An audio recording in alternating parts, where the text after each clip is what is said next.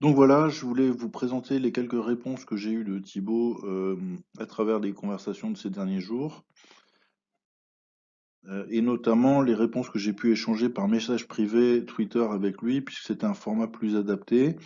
Alors il s'excuse de ne pas être expert sur les questions techniques, mais pour ma part, je voudrais me charger des questions de vulgarisation, si je peux expliquer certains des points techniques qui ne sont pas clairs dans son dossier.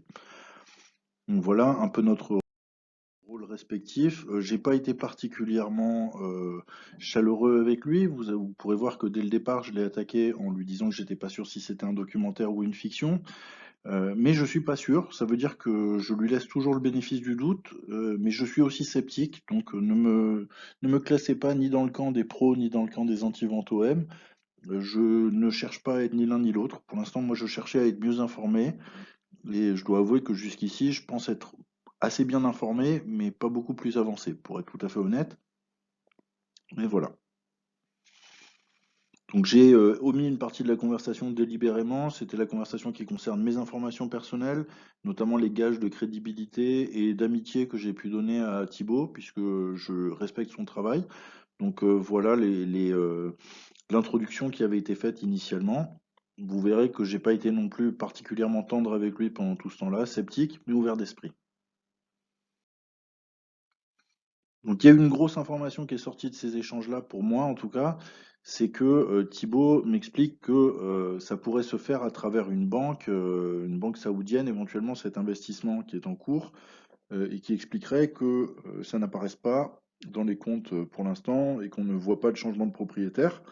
Donc, effectivement, moi je peux voir des structures financières qui pourraient fonctionner comme ça. D'ailleurs, c'est un peu moi qu'il est orienté vers cette solution-là. Euh, En lui expliquant que ça passerait inaperçu, alors que d'autres choses me paraissaient plus improbables, notamment les structures qui passaient par le Delaware. Donc je ne sais pas dans quelle mesure c'est lui qui a pris mon intuition et qui en a fait une information, ou dans quelle mesure c'est mon intuition qui était bonne et qui a été validée par Thibaut. En tout cas, ça me paraît assez crédible comme information et à retenir.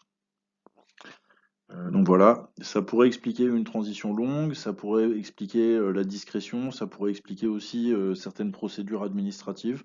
Donc on va revenir là-dessus. Ça pourrait aussi, alors moi, je trouve que l'évocation de JP Morgan, ça me va bien. On verra bien en avril 2020-2021, puisque ça apparaîtra peut-être dans les comptes.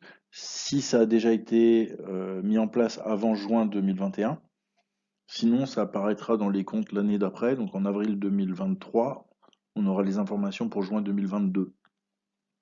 Donc ça fait un peu longtemps à attendre pour avoir des validations sur ce sujet-là. Personnellement, je n'aurais pas la patience.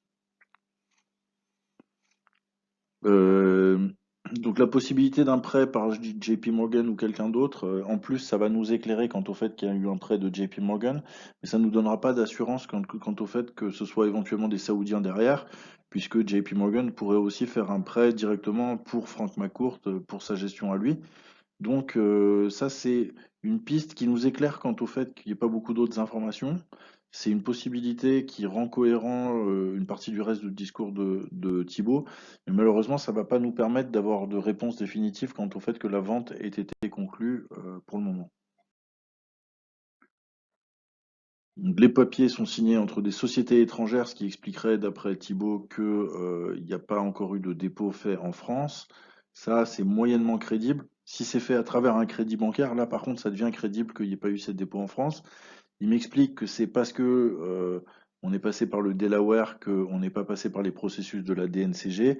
Et là, pour le coup, je suis pas convaincu du tout que ça se soit crédible comme information, puisque le travail de la DNCG, c'est justement de remonter, y compris dans ces paradis opaques, pour retrouver quel est le bénéficiaire ultime. Et s'il y a des paradis opaques ou des trucs comme ça où on ne leur donne pas les informations qu'ils souhaitent, ils peuvent s'opposer à ce qui est un nouvel investisseur qui arrive, et c'est d'ailleurs leur devoir de le faire. Si on ne leur donne pas d'informations concernant le bénéficiaire ultime, normalement, le processus qu'on appelle KYC ne doit pas être validé. Sur la deuxième question, il y a la question de la DNCG. Est-ce qu'ils maintiennent un encadrement de la masse salariale?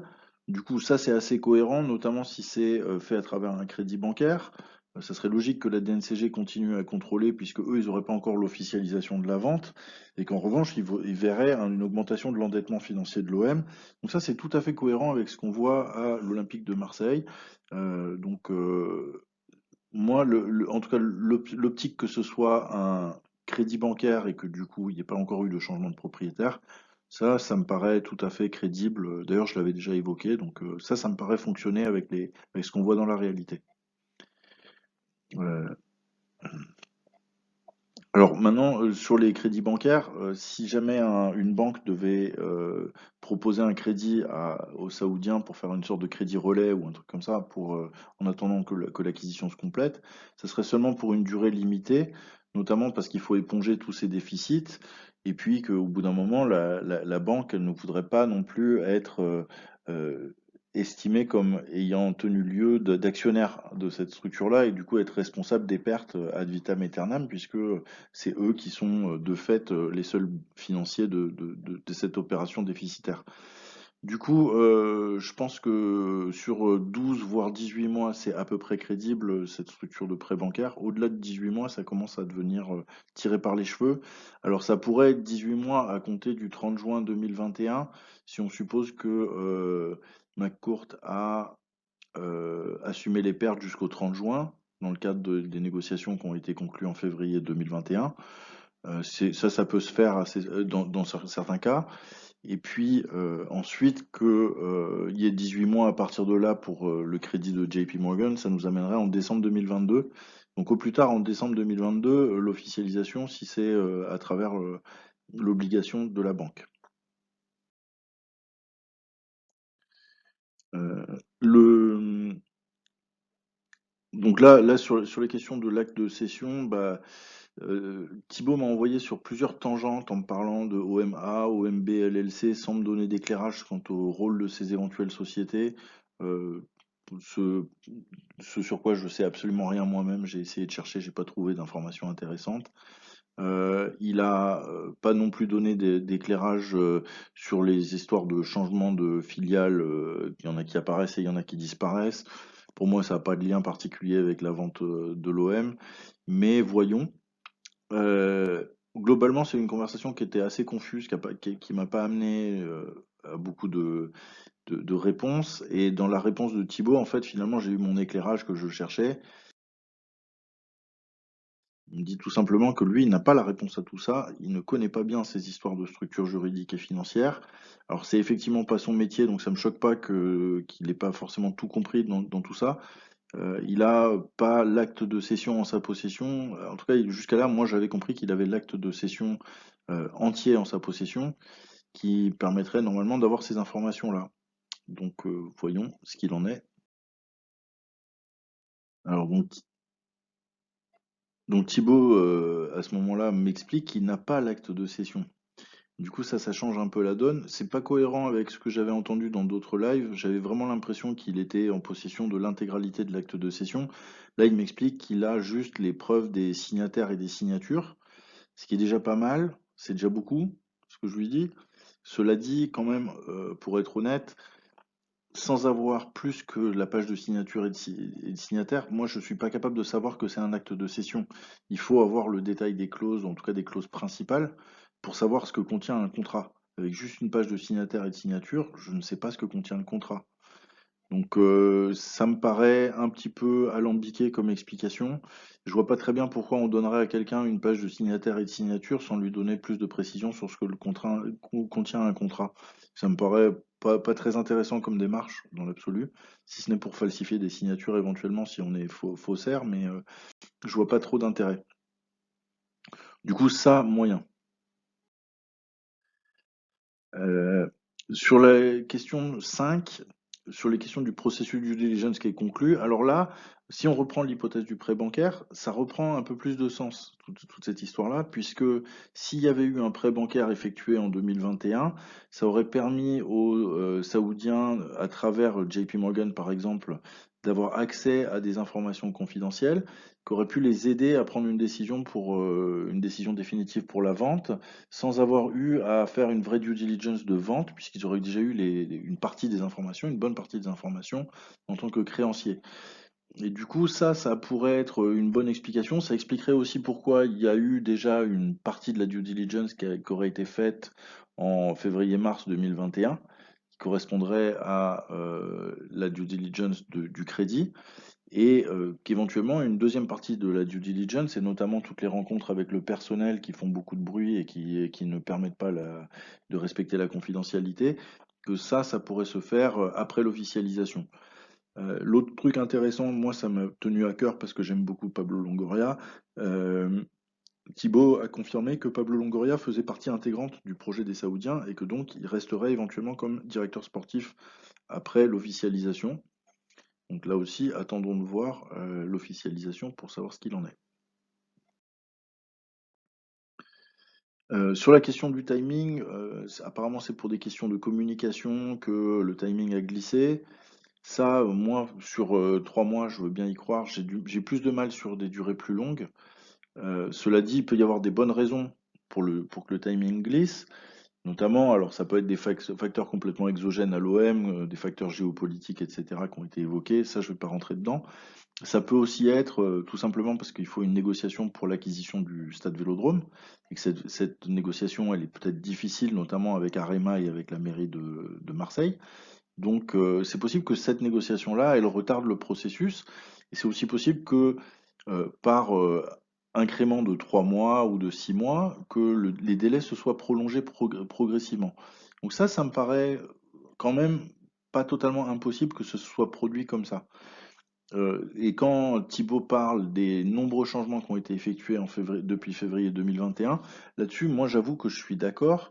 Il y a eu une révolution qui a été faite au club depuis l'arrivée de Pablo Longoria comme directeur sportif puis comme président. On a vu vraiment que ça se mettait au travail, qu'il y avait des gens de qualité qui étaient recrutés, qu'on avait de la suite dans les idées sur le recrutement et sur le recrutement des jeunes en particulier. Et Thibaut me demande d'insister particulièrement sur la question de la politique de la formation.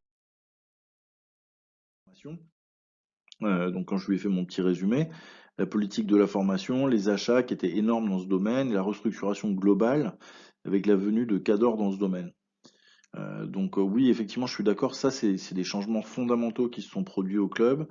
Moi, j'ai du mal à croire que ça vient de McCourt, ça. J'ai du mal à croire que Longoria fait ça tout seul dans son coin avec les moyens de McCourt. Et du coup, j'avoue que ça me fait pencher en faveur d'un changement de propriétaire. Mais il y a des arguments contraires aussi que je vous ai présentés dans les slides précédentes. Et puis, c'est pas totalement exclu que McCourt ait décidé d'être meilleur et de travailler mieux et de mettre un peu plus de moyens en 2020 ou en 2019 ou 2020. Donc pour moi, c'est un indice de la vente, mais en aucun cas une preuve. S'agissant de la question numéro 7 sur la formalité du CSE, comme on l'a expliqué, la formalité du CSE, elle n'a pas été complétée par les Saoudiens. Alors ça, moi, je trouve que c'est léger sur le plan de l'organisation, notamment si on doit faire une acquisition, on va quand même vouloir mettre de son côté le CSE de l'entreprise, les salariés, s'assurer qu'on est les bienvenus en tant qu'acquéreur, s'assurer que ça va bien se passer. Et on veut surtout pas que notre acquisition, surtout si on a déjà investi beaucoup d'argent dessus, qu'elle soit retoquée parce qu'on n'arrive pas à trouver un accord avec le CSE. Donc ne pas faire les démarches CSE en amont d'une acquisition, surtout si c'est une acquisition qui se passe sur un temps long, ça me paraît pas crédible. Ça, c'est vraiment pas crédible du tout. En revanche, si ça se passe dans le cadre d'un crédit, encore une fois, dans une forme de pré-relais ou un truc comme ça pourrait éventuellement passer dans la mesure où les, les formalités seraient repoussées jusqu'à l'officialisation dans ce cas-là. Du coup, ça, encore une fois, c'est cohérent avec l'option crédit de JP Morgan, par exemple. C'est pas du tout cohérent avec le fait que les Saoudiens soient déjà propriétaires de l'OM à travers une structure du Delaware, par exemple. Donc voilà. Donc moi, la réponse que donne Thibault là-dessus, sur le fait que c'est des papiers signés entre sociétés étrangères et que ce soit le fait que ce soit au Delaware qui fait qu'on ne soit pas passé par le CSE, pour moi, c'est pas un bon argument dans la mesure où, à part les arguments juridiques pour le faire, puisque c'est une obligation légale en France, il y a aussi une raison tout à fait opérationnelle, c'est que on veut avoir le soutien et l'appui du management et de l'équipe de salariés pendant la période de transition et au-delà. Donc c'est pas sain pour un acquéreur de se lancer dans une acquisition sans d'abord passer par les discussions avec les salariés.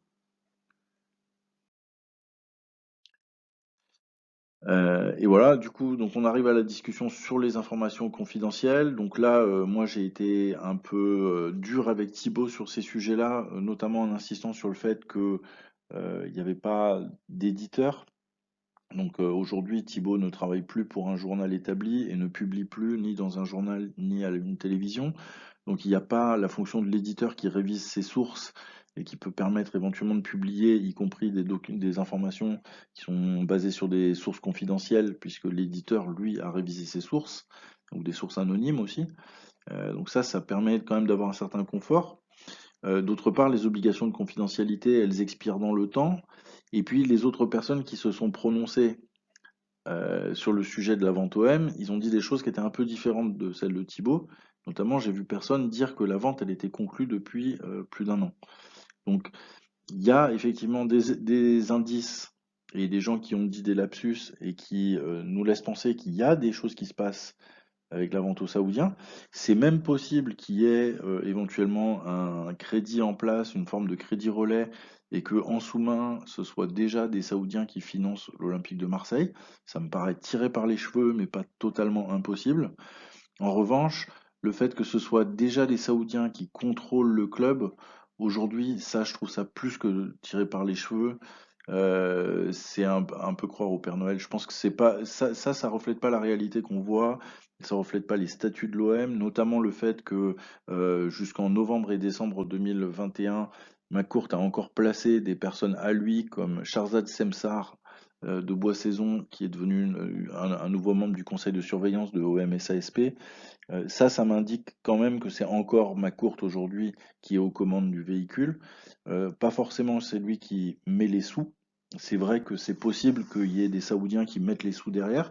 C'est possible que les Saoudiens, du coup, pilotent McCourt comme une marionnette, si vous voulez, et que ce soit eux qui prennent les décisions. C'est vrai qu'on voit très peu McCourt et que du coup, il n'est pas très engagé sur le sujet. Donc dans l'ensemble, moi, il y a beaucoup de choses que je trouve quand même un peu tirées par les cheveux, comme je l'ai dit à Thibaut, qui me paraissent pas très vraisemblables. Maintenant, ça me paraît pas complètement impossible. Et moi, mon objectif dans ce travail, c'était de trouver une incohérence qui me permette d'identifier que, un, Thibaut était un menteur. Ça, je peux pas vous dire que ce soit le cas. Aujourd'hui, je ne crois pas que je puisse vous démontrer par A plus B que Thibaut est un menteur, malgré tous mes efforts. Ou que dans l'autre cas, que j'étais certain que la vente allait effectivement se faire. Et malheureusement, malgré tous mes efforts, je ne peux pas non plus vous confirmer que ce soit le cas. Je pense qu'il y a plus d'indices que ce que je pensais au départ. Il y a pas mal d'informations qui sont concordantes sur le fait que les Saoudiens pourraient s'intéresser au club. Il y a pas mal d'informations concordantes comme quoi ils se sont intéressés au club ou ils ont un intérêt pour le club à moyen ou long terme. Après, au-delà de ça, est-ce que les discussions sont allées plus loin que ça? Est-ce que McCourt était disposé à vendre? Est-ce que aussi Arema, la mairie, qui sont d'autres partenaires qui sont importants pour l'achat du vélodrome, est-ce que eux ils étaient prêts à participer à ces discussions-là? Je sais pas. Est-ce que les prix qui étaient évoqués par les vendeurs étaient compatibles avec les attentes des acheteurs? Je sais pas. Et est-ce qu'il se passe quelque chose au Delaware? Ça, je ne sais pas, mais je pense que personne ne sait non plus, puisque c'est complètement opaque. Est-ce qu'il s'est passé quelque chose au sein des sociétés françaises, OM, SASP ou McCourt Europe? Pour l'instant, je ne sais pas ce qui s'est passé après juin 2020, puisqu'ils ne publient quasiment pas de comptabilité. On a quelques annonces légales là-dessus. Globalement, on a une information qui est vraiment très limitée. j'ai l'impression que les informations dont dispose Thibaut sont quand même aussi très limitées et je trouve qu'on parle beaucoup de ce sujet compte tenu du très peu d'informations qu'on a. Donc pour ma part, je pense que je vais en rester là après cette vidéo. Cela dit, je suis encore ouvert à répondre aux questions que les uns ou les autres pourraient se poser. Donc n'hésitez pas. Et encore une fois, je voudrais remercier Thibaut en tout cas d'avoir été ouvert avec moi pour échanger, pour répondre à mes questions, qui n'étaient pas toujours faciles, qui n'étaient pas toujours très polies pour lui. Donc j'espère qu'il a apprécié nos échanges. Et pour ma part, je tiens quand même à insister sur le